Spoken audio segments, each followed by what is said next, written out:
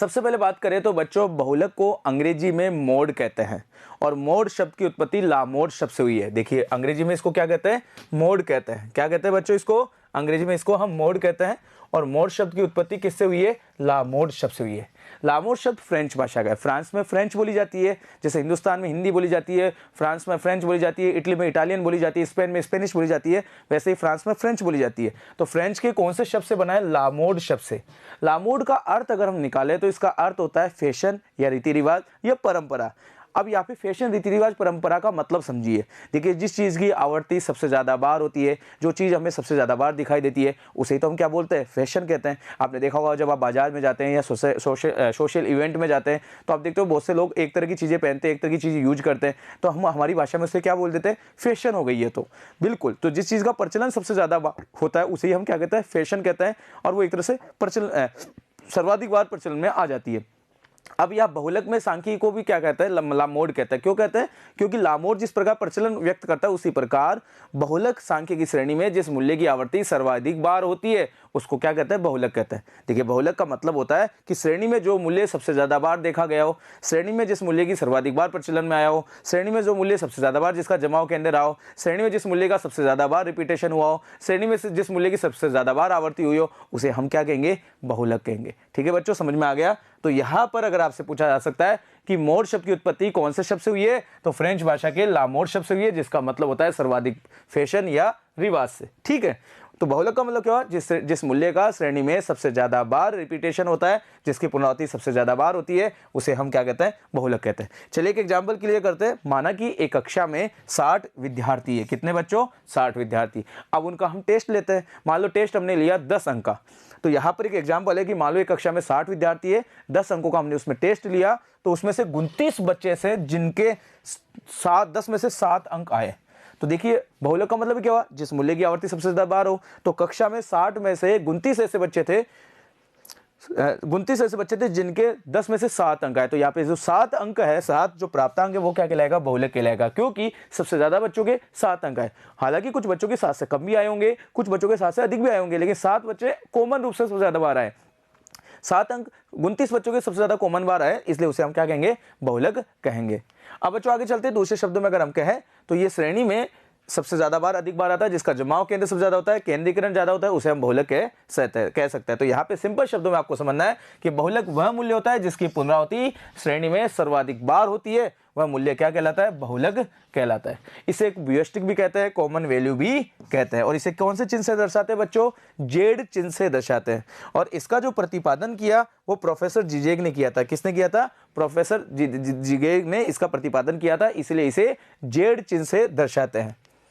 अब बात करें बहुलक की गणना। तो देखिए अर्थशास्त्र, अगर हम बात करें अर्थशास्त्र में, अगर सांख्यिकी के बारे में बात करें तो सांख्यिकी की गणना 3 श्रेणियों में की जाती है, व्यक्तिगत, खंडित और अखंडित श्रेणी में। सबसे पहले व्यक्तिगत श्रेणी में इसकी गणना करते हैं। तो देखिए बहुलक की गणना हम निरीक्षण विधि द्वारा भी कर सकते हैं, या अगर श्रेणी में मूल्य अधिक है तो हम उसे खंडित या सतत श्रेणी में बदलकर कर सकते हैं। आइए गणना करते हैं। तो देखिए एक एग्जाम्पल है, 10 कर्मचारियों का मासिक वेतन निम्नांकित है। कह रहा है कि बहुलक मूल्य ज्ञात करो, बहुलक वेतन बताइए कि 10 में से कितने कर्मचारी जिनकी सैलरी समान है, उसे तो हम बहुलक कहेंगे।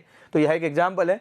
जैसे वेतन 440 आ रहा है, 800 आ रहा है, किसी का 540 है, किसी का 620 है, किसी का 500 है, किसी का 650 है, किसी का 700 है, किसी का 650 है, फिर किसी का 710 है, फिर किसी का 650 है। अब मुझे यहाँ पे बहुलक का वेतन निकालना है। तो सबसे पहले हमें क्या करना है कि हम श्रेणी को आरोही क्रम में व्यवस्थित करेंगे। तो हमने आरोही क्रम में व्यवस्थित किया तो 440, 500, 540, 620, 650, 650, 650, 700, 710 और 800 हो गया। काउंट कर लीजिए, 1 2 3 4 5 6 7 8 9 10 हो गए टोटल 10 कर्मचारी। अब हम निरीक्षण करेंगे, क्योंकि निरीक्षण विधि द्वारा हमें क्या निकालनी है, बहुलक निकालना है। निरीक्षण करेंगे तो देखिए इसकी आवृत्ति एक बार हो रही है, इसकी भी एक बार, इसकी भी एक बार, इसकी एक बार, जबकि इनकी आवृत्ति 3 बार हो रही है, फिर एक बार एक बार एक बार। तो यहाँ पे इसका बहुलक का मान क्या होगा, 650 होगा। क्यों, क्योंकि 10 में से 3 ऐसे कर्मचारी है जिनका वेतन समान आ रहा है, और कितना आ रहा है, 650 आ रहा है। तो यहाँ पे बहुलक वेतन जो कहलाएगा वो कितना कहलाएगा, 650 कहलाएगा। तो हम लिखेंगे कि श्रेणी में निरीक्षण करने से यह ज्ञात हुआ कि 650 रुपए के वेतन की श्रेणी में सबसे ज्यादा बार है, अतः बहुलक का कारण जो होगा, बहुलक का जो मान होगा वो 650 होगा। अब बच्चों मान लो अगर श्रेणी में मूल्य सर्वाधिक है तो फिर हम उसे खंडित श्रेणी में बदलकर क्या निकाल सकते हैं, उसका बहुलक निकाल सकते हैं। तो यह एक एग्जाम्पल है, जैसे 27, 33, 21, 32, 22, 43, 52, 47, 50, 40, 36, 32, 32, 22, 36, 27, 24, 32, 26, 25, ऐसे बहुत से मूल्य दे रखे हैं। अब इसका मुझे क्या निकालना है, बहुलक निकालना है। तो ऐसी दशा में हम उसे खंडित में बदलेंगे। कौन सा मेथड यूज करेंगे, सेकंड मेथड। अगर श्रेणी में मूल्य असमान है अधिक मात्रा में, तो हम उसे बहुलक की गणना करने के लिए उसे व्यक्तिगत खंडित श्रेणी में बदलेंगे। तो यहाँ पर देखिए हम उसे वही आरोही क्रम में करेंगे। तो यहाँ सबसे श्रेणी में सबसे छोटा मूल्य 21 है, श्रेणी में सबसे बड़ा जो मूल्य है वो 52 है, ठीक है। और आरोही क्रम में करेंगे तो हम उसे अच्छे समझ सकते हैं। तो देखिए 21, 22, 24, 25, 26, 27, 32, 33, 36, 40, 43, 47, 50 और 52 लिख लिया। अब यहाँ पे इनकी आवर्ती लिखते थे। देखिए श्रेणी में 21 एक बार आ रहा है, 22 दो बार आ रहा है, 24 एक बार आ रहा है, 25 एक बार आ रहा है, 26 एक बार आ रहा है, 27 दो बार आ रहा है, 32 चार बार आ रहा है, 33 एक बार आ रहा है। इस तरह से ये क्रम आ रहा है। अब हमें क्या करना है, वही निरीक्षण विधि का प्रयोग करेंगे। तो व्यक्तिगत को हमने खंडित में बदल लिया। अब हमारे लिए गणना करना आसान हो गया, क्योंकि ऐसे आप काउंट नहीं कर पाते, कैसे देखते, निरीक्षण कैसे करते।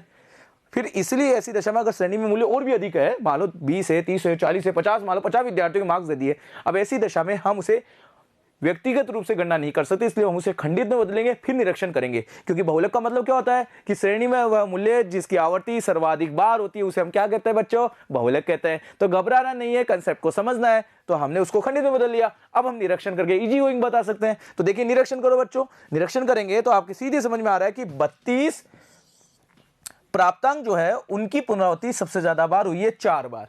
तो यहां पे बहुलक प्राप्तांक कहलाएगा 32। तो हम लिखेंगे कि निरीक्षण करने पर 32 प्राप्तांक सर्वाधिक बार 4 बच्चों के आए हैं, इसलिए यहां पर बहुलक प्राप्तांक जो होगा, बहुलक का जो मूल्य होगा वो कितना होगा बच्चों, 32 होगा। ठीक है बच्चों, समझ में आ गया। अब बच्चों अगले प्रश्न की तरफ चलते हैं। तो व्यक्तिगत श्रेणी तो हमें समझ में आ गई। अब खंडित श्रेणी में बहुलक की गणना कैसे करें, तो खंडित में भी वही तरीका है, निरीक्षण करके कर सकते हैं। तो देखिए यहाँ पर ये x हो गया, यहाँ पर ये f हो गया, क्योंकि खंडित श्रेणी किसे कहते हैं, जिसमें मूल्य और उनकी आवर्ती हो, यानी x और f हो। तो यहाँ पर एक एग्जाम्पल है 0, 1, 2, 3, 4, 5, ये मार्क्स दे रखे हैं और स्टूडेंट दे रखे हैं। 0 3 बच्चों के आ रहे हैं, 1 नंबर 5 बच्चों के आ रहे हैं, 2 7 बच्चों के आ रहे हैं, 3 10 बच्चों के आ रहे हैं, 4 6 बच्चों के आ रहे हैं और 5 4 बच्चों के आ रहे हैं। तो इस तरह से मार्क्स हो गए और ये नंबर ऑफ स्टूडेंट्स हो गए। संख्या को हमेशा f से अभिव्यक्त करते हैं, इसलिए इसको f कहेंगे और इसको x बोल सकते हैं। अब यहाँ पे हम क्या करेंगे, वही निरीक्षण के द्वारा निकाल सकते हैं। जब हमने निरीक्षण किया तो 3 मार्क्स जो है वो सबसे ज्यादा 10 बच्चों के आए, बाकी औरों की भी है लेकिन 3 सबसे ज्यादा बार है, इसलिए बहुलक जो मान होगा, जेड का जो मान होगा वो क्या होगा, 3 होगा। चलिए बच्चों ऐसी गणना तो हमने कर ली, लेकिन मान लो निरीक्षण करते समय मान लो आवर्तियों का मूल्य समान आ जाए या आवर्ती अनियमित हो, तो ऐसी दशा में बहुलक की गणना कैसे करेंगे, आइए अब इसकी बात करते हैं। तो उसके लिए हम वैकल्पिक विधि का प्रयोग करेंगे। किसका प्रयोग करेंगे, वैकल्पिक विधि का प्रयोग करेंगे, और उसके लिए हम घनत्व परीक्षण करेंगे। चलिए एक एग्जाम्पल लेते हैं, फिर समझते हैं। देखिए यहाँ पर ये x है और यहाँ पर ये f है, राइट। 1 2 3 4 5 6 7 8 9 और ये 10, ठीक है, ये x हो गया। अब इनकी आवर्तियों का क्रम समझाते हैं। मान लो इसका 2 आ रहा है, इसका 3, इसका 1, इसका 5, इसका 7, इसका 1 3 7 2 1, ठीक है। अब मैं आपको कहूं कि बहुलक की गणना करो। बच्चों जब आप बहुलक की गणना करेंगे तो आप देखोगे, निरीक्षण करोगे। अब निरीक्षण करोगे तो देखो 5 की आवर्ती भी 7 बार आ रही है और 8 की आवर्ती भी 7 बार आ रही है, तो सर्वाधिक आवर्ती दोनों की समान आ रही है। तो यहाँ पे कंफ्यूज हो गया कि बहुलक का मान 5 होगा या 8 होगा। देखिए यहाँ पर सर्वाधिक आवर्ती कितनी आ रही है, 7 आ रही है। अब 7 5 की भी आ रही है और 7 8 की भी आ रही है, तो हमारा जेड का मान जो होगा वो क्या होगा, 5 होगा या 7 होगा, 8 होगा। तो ऐसी दशा में हम कौन सा मेथड का प्रयोग करेंगे, वैकल्पिक विधि का, और इसके लिए घनत्व परीक्षण करेंगे। आइए कैसे करेंगे। तो यहाँ पे क्या करना है कि संभावित बहुलक पद लिखेंगे। तो संभावित यहाँ पे 5 भी है, यहाँ पे 8 भी है, किसी श्रेणी में 3 भी हो सकते हैं, 2 भी हो सकते हैं। तो संभावित पद देखिए हम यहाँ लिख देंगे 5 और 8। फिर क्या करेंगे, इनकी आवर्तियां देखेंगे। इस 5 से पहले वाली आवर्ती, 5 के सामने वाली आवर्ती और 5 के बाद वाली आवर्ती को लिखेंगे, जिसे हम F0 F1 और F2 से रिप्रेजेंट करते हैं। तो यहाँ पे देखिए पहले वाली, बाद वाली और इससे बाद वाली। आइए देखो मैं आपको समझाता हूं बच्चों। या पहले वाली आवर्ती को F0 बोल देंगे, इसको F1 बोल देंगे और इसको F2 बोल देंगे। इसी प्रकार 8 भी संभावित बहुलक मान है, तो इसकी पहले वाली आवर्ती 3 है, F0, ये F1 और ये F2 हो जाएगी। और इस तरह से इन सभी आवर्तियों का योग कर लेंगे। योग में जो सबसे ज्यादा बार आएगा वही मूल्य क्या कहलाएगा, बहुलक कहलाएगा। तो इसका प्रयोग क्यों करते हैं, तो मैं आपको कारण बता दूं, जब प्रश्न में दी गई आवर्तियों की संख्या अनियमित हो, अनिश्चित हो या समान हो तो ऐसी दशा में बहुलक की गणना करना कठिन हो जाता है, मुश्किल हो जाता है। इसलिए बहुलक की गणना करने के लिए हम समीकरण विधि का प्रयोग करेंगे, घनत्व परीक्षण करेंगे, जिसे हम सामान्य बोलचाल में वैकल्पिक विधि भी कहते हैं। अब यहाँ एक एग्जाम्पल लेते हैं। देखिए आपके सामने एक्स और एफ दे रखा है, यानी कौन सी श्रेणी है? खंडित श्रेणी है। 0 4 1 5 2 7 3 6 4 8 5 7 6 8 और 7 5 दे रखा है, और हमें क्या कह रहा है? बहुलक निकालिए, यानी जेड कैलकुलेट करिए। तो हम इसे एक्स एफ लिखेंगे। अब आप निरीक्षण करिए, निरीक्षण करेंगे तो देखो 0 की आवर्ती कितनी बार आ रही है? 4 बार, 1 की आवर्ती 5 बार, 2 की आवर्ती 7 बार, 3 की आवर्ती 6 बार, 4 की आवर्ती 8 बार, 5 की आवर्ती 7 बार और 6 की आवर्ती 8 बार, 7 की आवर्ती 5 बार। निरीक्षण करने में आपको पता चला कि 4 और 6 दो ऐसे मूल्य जिनकी आवर्ती सर्वाधिक बार 8 बार हो रही है, लेकिन बहुलक का मान क्या होगा ये निश्चित नहीं हो रहा, क्योंकि हमने पढ़ा है कि श्रेणी में जिस मूल्य की आवर्ती सर्वाधिक बार होती है उसी मूल्य को हम क्या कहेंगे? बहुलक कहेंगे। लेकिन यहाँ तो 4 और 6 दोनों ही कंफ्यूज हो रहे हैं, क्योंकि 4 की आवर्ती भी सर्वाधिक 8 आ रही है और 6 की आवर्ती भी सर्वाधिक 8 आ रही है। तो यहाँ पे बहुलक का मान 4 होगा या 6 होगा। तो ऐसी दशा में हम क्या करेंगे? समीकरण विधि का प्रयोग करेंगे या घनत्व परीक्षण करेंगे। आइए घनत्व परीक्षण करते हैं। तो यहाँ लिखेंगे संभावित बहुलक पद मूल्य 4 और मूल्य 6। अब यहाँ क्या करेंगे? इसके सामने वाली आवर्ती को तो बोलेंगे F0, इसके पहले वाली आवर्ती को, और इसके सामने वाली आवर्ती को F1 और इसके बाद वाली आवर्ती को F2 बोलेंगे। इसी तरह यहाँ पे 6 के लिए ये क्या हो जाएगी? 7 F1 F0 हो जाएगी और ये F1 हो जाएगी और ये F2 हो जाएगी। चलिए ऐसा हम यहाँ टेबल में लिखेंगे। तो 6 8 7 टोटल कितना हो गया? 21, 7 8 5 टोटल कितना हो गया? 20। अब योग देखिए तो योग किसका ज्यादा आ रहा है? 4 का आ रहा है, जबकि इसका कितना आ रहा है? 20 आ रहा है। तो यहाँ पे बहुलक का मान क्या होगा? 4 होगा। जेड कितना होगा हमारा? 4 होगा। ठीक है बच्चों, समझ में आ गया? तो इस तरह के पैटर्न को हम बोलते हैं वैकल्पिक विधि द्वारा बहुलक परीक्षण करना, बहुलक का मान निकालना। अब अखंडित श्रेणी में बहुलक की गणना कैसे करेंगे? तो अखंडित श्रेणी में हम बहुलक की गणना करेंगे z बराबर 3 z बराबर L1 plus F1 minus F0 upon 2F1 minus F0 minus F2 multiply I। ये कब करते हैं? जब श्रेणी आरोही क्रम में हो। कौन से क्रम में हो? आरोही क्रम में। मान लो श्रेणी अवरोही क्रम में है तो या फिर इसका फॉर्मूला चेंज हो जाएगा, z बराबर L2 minus F1 minus F2 upon 2F1 minus F0 minus F2 multiply I। यहाँ पर ये फॉर्मूला हो जाएगा। तो वहाँ फिर L2 को माइनस करेंगे जबकि L1 यहाँ जोड़ता है। चलिए इसे एक्सप्लेन करते हैं। तो z बराबर तो होता है बहुलक का मूल्य, L1 का मतलब होता है बहुलक वर्ग की निम्न सीमा, L2 का मतलब होता है बहुलक वर्ग की उच्च सीमा, F0 का मतलब होता है बहुलक वर्ग के ठीक पहले वाली आवर्ती, F2 का मतलब होता है बहुलक वर्ग के सामने वाली बहुलक मूल्य के सामने वाली आवर्ती, और F2 का मतलब होता है बहुलक वर्ग के बाद वाली आवर्ती। इस तरह से लिखा। और I का मतलब यहाँ पे क्या होगा बच्चों? बहुलक वर्ग का विस्तार। आइए गणना करके देखते हैं। तो देखिए बहुलक वर्ग का निरीक्षण करते हुए आप बहुलक की गणना करेंगे। तो यहाँ देखिए 5 से 10, 10 से 15, 15 से 20, 20 से 25, 25 से 30 दे रखा है। नंबर ऑफ स्टूडेंट 20, 30, 50, 40 और 10 दे रखा है। अब हमें क्या कर रहा है? जेड की कैलकुलेट कर रही है, बहुलक की गणना करिए। ठीक है बच्चों। अब यहाँ पर बहुलक की गणना करने में हमारे को सबसे बड़ी समस्या क्या आएगी? क्योंकि सर्वाधिक आवर्ती 50 हो रही है, किसके? 15 से 20 की। लेकिन यहाँ पे पता नहीं चल रहा ना कि बहुलक का मान क्या होगा। अरे भाई बहुलक का मान 15 होगा, 16 होगा, 17 होगा, 18 होगा या 19 होगा, ये तो हमें पता ही नहीं चल रहा है। तो यहाँ पर हम गणना करने के लिए क्या करेंगे? सबसे पहले निरीक्षण करेंगे। निरीक्षण करने से ज्ञात हुआ कि बहुलक वर्ग जो हो रहा है वो 15 से 20 है, क्योंकि 15 से 20 के वर्ग की आवर्ती कितनी बार आ रही है? 50 बार आ रही है। ठीक है। अब हमें क्या मिल गया? हमको मिल गया कि हमारा जो बहुलक वर्ग है, क्योंकि निरीक्षण करने से ज्ञात हुआ कि बहुलक वर्ग जो है वो 15 से 20 होगा, क्योंकि 15 से 20 वाले वर्ग की सबसे ज्यादा आवर्ती 50 आ रही है। ठीक है। अब यहाँ पर क्या करेंगे? यहाँ पर बहुलक वर्ग हमारा 15 से 20 हो गया, इसलिए हमारी L1 कितनी हो गई? 15 हो गई। L2 कितनी हो गई? 20 हो गई, क्योंकि L1 का मतलब क्या होता है? निम्न सीमा, और L2 का मतलब होता है उच्च सीमा। I हमारा कितना हो गया? 5 हो गया। ठीक है। अब इसके बाद हमें क्या चाहिए? F1। तो ये देखो, ये तो F0 हो गया, ये F1 हो गया, ये F2 हो गया।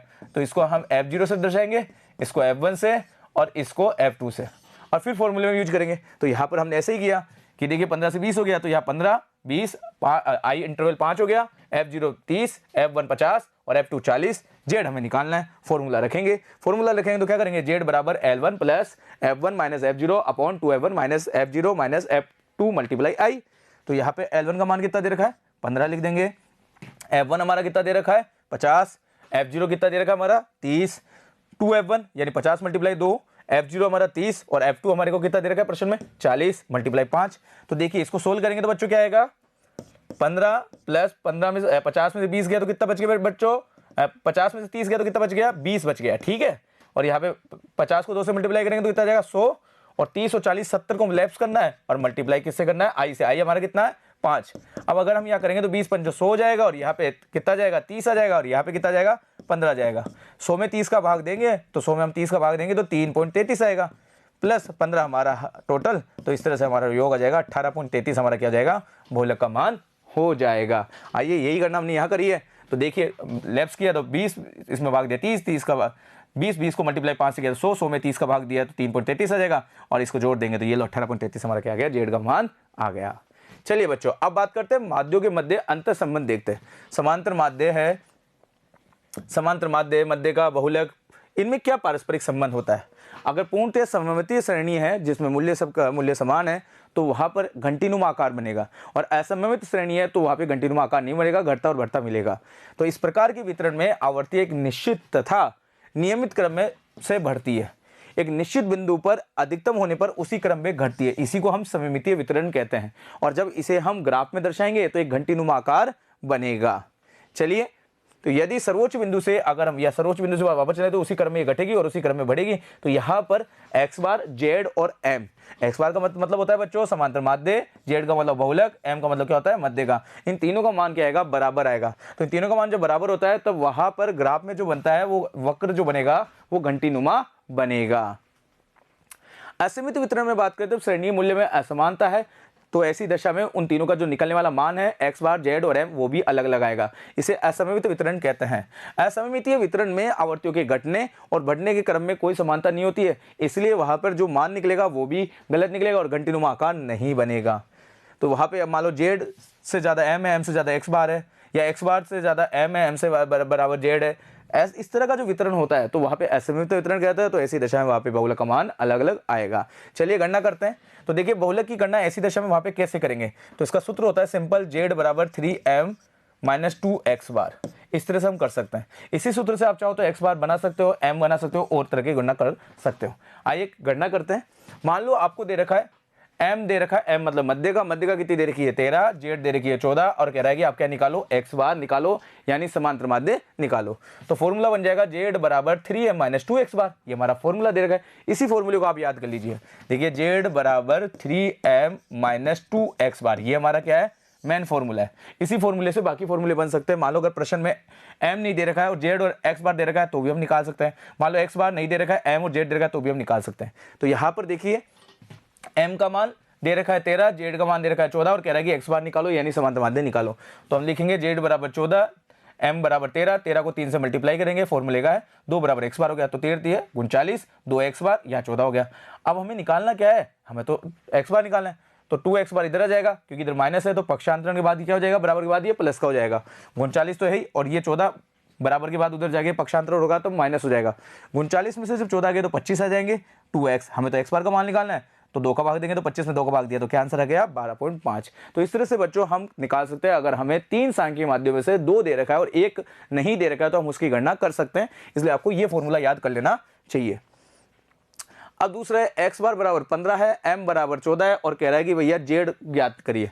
तो वही z बराबर 3 माइनस 2x बार, z बराबर 3, m का मान कितना दे रखा है 14 तो 3 मल्टीप्लाई 14 और x बार का मान कितना दे रखा है 15 तो 2 मल्टीप्लाई 15 तो 15 दूनी 30 और 14 42, 42 में से 30 गया तो क्या बच गया 12। तो z का मान कितना आ गया 12 आ गया। तो इस तरह के प्रश्नों से हम ऐसे प्रश्न को गणना कर सकते हैं। तो इसी के साथ केंद्र प्रवृत्ति का माप वाला चैप्टर कंप्लीट हुआ जिसमें हमने समांतर माध्य, बहुलक और मध्यिका के बारे में पढ़ा, जिसमें हमने जाना कि गणितीय माध्यम में सर्वश्रेष्ठ जो माध्य होता है वो समांतर माध्य होता है, जबकि स्थिति संबंधी माध्यम में सर्वश्रेष्ठ माध्य मध्यिका होता है जिसके मान अच्छे होते हैं। बहुलक एक अनिश्चित मान होता है इसलिए सांख्यिकी में उसका प्रयोग सबसे कम किया जाता है।